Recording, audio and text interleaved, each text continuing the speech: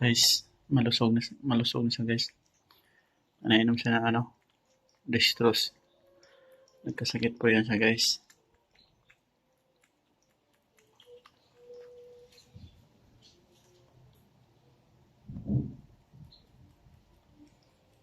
Dahil lang kumakain siya hagdanan. Ito po yung gamot guys, oh. Napaka-effective. Gamitan nyo po siya ng syringe. Ito po yung ginagamit ko sa kanya. Matamlay siya. Ngayon, malakas na siya.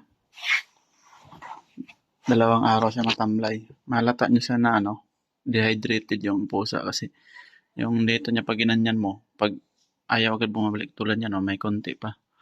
Dehydrated po yan. Kaya pag nagkasakit ang pusa niyo, malayo kay sabit, yun na lang ang gamitin nyo guys. Malalaman nyo naman dito guys, paano gamitin siya. Sa house pet dog, cats, rabbit, 10 to 20 grams.